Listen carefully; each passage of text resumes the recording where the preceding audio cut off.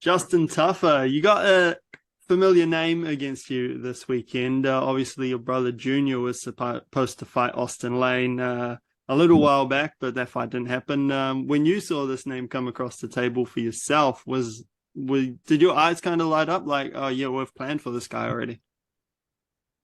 Oh, to be honest, no.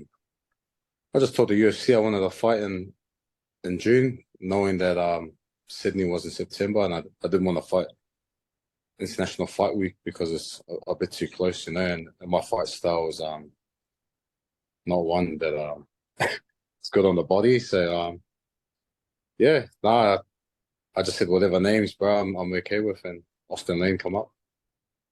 In Jacksonville, you've been seeing plenty of the United States since you joined the UFC. You seem to be landing fights in all these different places. So far, from what you've seen around the States, do you have a favorite location to be in? Yeah, I think I loved my time in Houston when I fought in Houston. I think Houston is tailor-made for islanders, big food and heaps of meat. So no, I really enjoyed my time there. What do you make of Austen Lane? This is kind of a home game for him in a sense. He got drafted by the Jags and played a couple of seasons for them in the NFL. Since he's moved over to MMA, I think he's 12-3. All three of those losses by knockout, but those 12 wins, some impressive stuff in there. Yeah, America's a big place, and that means that the quality of fighters is quite watered down. So I don't know how big those 12 wins could be. You know what I mean? But he has shown some good potential of his showings in the Contender when he won it, and beating someone like Juan Adams. But I just feel like he hasn't been in a war. I love war, so we'll see how that pans out for him. You know what I mean? It's all good when things are going good, but how do you react when someone comes forward? Yeah, we've all seen what you can do in the UFC. Even your losses in there have been very impressive. Fight of the night, close split decision losses, coming off a very impressive win in Perth.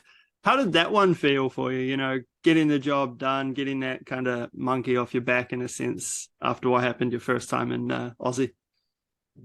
Yeah, it was everything besides the bonus. It was everything that I wished for. My kids got to come and watch me fight for the first time, and in that magnitude, sold out Perth Arena and a rowdy, sold out Perth Arena, and they got to see their dad go to work, and they finally believe that I can knock people out. Before that they were like, "Oh, come on, Dad, make my lunch." So that was good, man. Very relieving. I guess for yourself, coming into that fight off those injuries, I guess was it reassuring, how you felt in there? I know it was only a quick fight, like you didn't really get to push the body too much, but even through that camp and I guess through this one, like how has the body been feeling since you've, come on the other side of those injuries?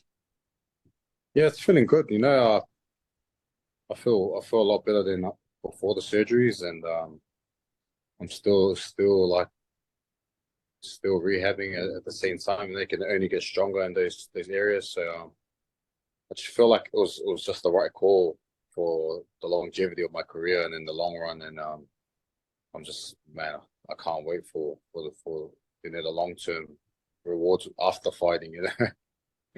And be like, yeah, lucky I got that surgery, man. I'll also be in a wheelchair.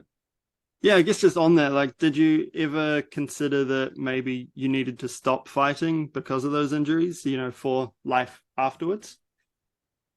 Um, I think if I left it too long, I think these injuries were the reason why I stopped playing footy and couldn't really target or find out what was causing some of the problems I had when I was playing rugby league. And then um, it wasn't until I got the top specialist from the UFC to kind of for them to find out what was wrong and get the work done and the rehab done that they're like, man, it was such a relief. I was like, damn, I wish I had known this. I could be playing in Origin tonight. Uh, We touched on Junior before. How nice was it for you to see him finally get his shot in the UFC? Obviously, didn't get the win in that one, but showed some good stuff. You know, had Muhammad Usman on skates a couple times there. Yeah, man, it was a bittersweet moment. I know he's a lot better than that, but like not everyone sees how tough camps can be. It's not all rainbows and that, and you just get in train. And there's a lot of things like injuries and sickness and even like family. We got kids and stuff, but I felt like his stocks didn't drop too much because people seen that glimpse of entertainment, and it's really hard when you got a wet blanket like that on you. And I just feel like the next fight, his next fight, he's booked or he's already signed for is going to be a good one.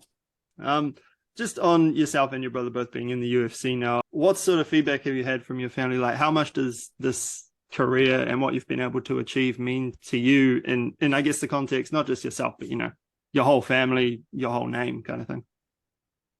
Yeah, it means everything to me. Or my family, I feel like when I fight, they fight. You know what I mean? They lose sleep like I lose sleep, or man, like I remember when I lost, man, if it was as if they lost. They go to work, their weeks are depressing. So it shows how much it means to them, and that even like is amplified for myself. And coming from a fighting family too, it's just like even more. There's just more passion and more pride in what we do. And man, we're like creme de la creme, like kind of thing, and it's a goal for some people just to fight professionally and locally, and it's a big deal for brothers to be successful then. But for us to be on the world stage, man, there's nothing more we can ask for, rather than other than being even more successful and cracking these top names and knocking out, the bigger names and getting on the resume. It's only going to do us even more prouder. Yeah, and of course, the first siblings to reach this point from New Zealand, which we're going to claim forever. But a little bit of history for us, even though you guys are based in Aussie, we claim that shit. Yeah, for sure. My younger brother was born in Australia, but man, he's schooled in New Zealand. He's got a New Zealand accent. And yeah, man, New Zealand's home for me. I can't wait. After this fight, I'm gonna come back and spend a few weeks training at CKB and seeing some old mates. Yeah, nice. I guess just lastly before I let you go, you guys, I believe, got bumped up to the main card for this fight night. I believe you were supposed to be real early, and then you got that bump, which should be expected with the way you fight. I think this is the fourth time I've gone from a prelim to a main card, and it's just a testament to the entertaining style I bring, and that's why they bumped up my contract, because they know that I'll bring in a good time kind of thing. And it's good. It's good acknowledgement. A lot of people, they fight hard to make the main card, and man, I've main card most of my fights. I think I've only prelimed once or twice, maybe. Yeah, so no, I can't wait. Can't wait to put on the show. It's pretty early, the fight card here, considering like Australia's was like 8:30 or something. Over here is like starting at 11 in the morning, so it's quite similar. So no, it's pretty good. All good, man. Well, I'll leave it at that and let you get back to lovely Jacksonville. Thank you very much for the time, and hopefully stocks only go up this weekend. No, for sure, bro. Always good chatting to you, brother. Yeah, likewise, man. Catch you later. Yeah, later.